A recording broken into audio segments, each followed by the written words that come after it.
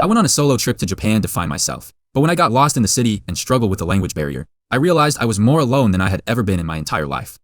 I remember the exact moment I stepped off the plane in Tokyo, Japan, the smell of the airport mingling with the faint scent of jet fuel and cleaning solution. It was early morning, and the sun was only just beginning to stretch across the horizon, casting pale gold reflections on the sleek, metallic surfaces of the airport. My heart was pounding in a mix of excitement and nerves, my stomach twisting with anticipation. This trip had been my idea of liberation, a chance to escape the suffocating predictability of my life back home, and maybe, just maybe, find some sense of clarity about who I was and who I wanted to be. I had been trapped in the same city for too long, swallowed by routines that had begun to feel like chains. I had imagined Japan as a canvas of possibility, a place where I could dissolve into the anonymity of a foreign crowd and emerge with a sense of purpose, a clearer understanding of myself.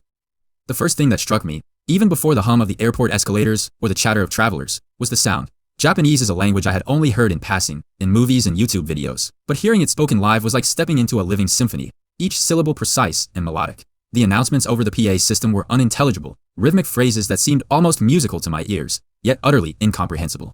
I smiled politely at the travelers around me, my own English a fragile lifeline that seemed increasingly inadequate. The airport staff looked at me with professional neutrality, and I realized instantly that I was a tiny alien dropped into a world whose rules I didn't yet understand.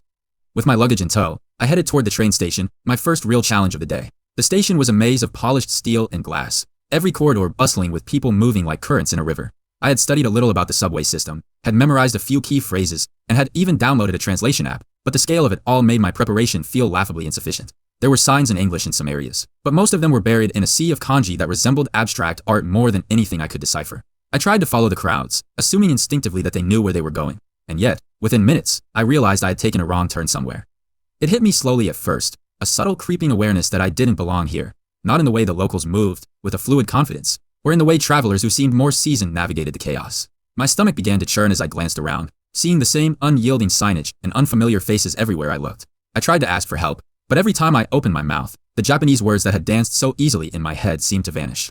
I fell back on English, smiling hopefully, but the responses were polite nods and unintelligible phrases, sometimes followed by a quick departure, leaving me standing awkwardly in the middle of a crowd that moved too fast to notice me.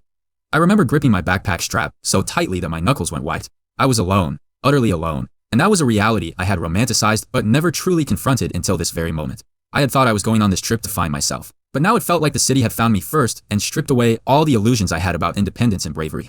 But if you want to hear the full story, be sure to follow the link below.